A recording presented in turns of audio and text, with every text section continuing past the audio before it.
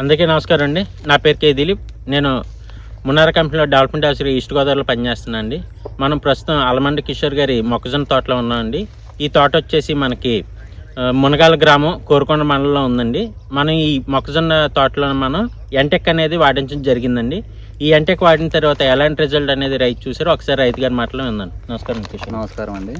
మా ఈ ఎంటెక్ అది ఎప్పుడు వాడించాం, మీకు ఎలా అనిపించింది? డిసెంబర్ 11 అయితే యూజ్ చేసామండి. ఈ క్రాప్ వచ్చేసి దీనికన్నా 4 days లేట్ అయిందండి. ఇది క్రాప్ వేసేటప్పటికి దీంతో పాటు రికవరీ అయిందండి. దీని మీద గ్రీనిష్ వర్క్ వచ్చిందండి.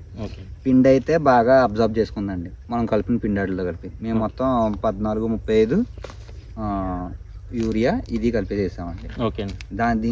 దీంతో సమానంగా వచ్చేసిందండి ఈ ఇల్లు కూడా. మీరు చూసినట్టయితే రోజు ఇచ్చినప్పుడు అక్కడ చివరి ఎలా అయితే ఉందో గ్రీనిష్నెస్, లైట్ గ్రీనిష్నెస్ అలా ఉండేదండి అక్కడ. ఆ ప్యాచ్ అయితే కవర్ అయింది ఇది వాడడం వల్ల. దానివల్ల ఇంకా ఆకు వెడల్పుకి వచ్చిందండి. అది ఇంకా పట్టుకుంటే ఈజీగా ఉంటుందండి. కర్రది ఎలా చేస్తుందండి? బాగుంటుంది. స్టెమ్ మొత్తం ఆ స్టెమ్కి ఈ స్టెమ్కి చాలా తేడా వస్తుందండి. ఎందుకంటే పిండి బాగా అబ్జర్వ్ చేసుకుంటుందండి ఇది.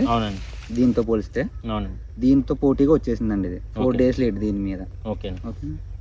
యాక్చువల్గా మనకి ఈ ఎంటెక్లోన ఉండే డిఎంపిపి టెక్నాలజీ ఏదైతే ఉంటుందో ఆ టెక్నాలజీ ఏం చేస్తుందంటే మనకి ఏదైతే మనం ఫెర్టిలైజర్ అప్లై చేస్తామో ఆ ఫెర్టిలైజర్ అనేది దాని యొక్క ఎఫిషియన్సీ పెంచి పూర్తిగా దాన్ని వినియోగిస్తుందండి. దానివల్ల వేరు చేయడం, అలాగే కాండం అనేది లావుగా రావడం, ఆకు అనేది వెడల్పుగా రావడం ఏదైతే మన రైతు గారు అబ్జర్వ్ చేశారో అవన్నీ కూడా దీంట్లో మనకి రావడం జరుగుతుందండి.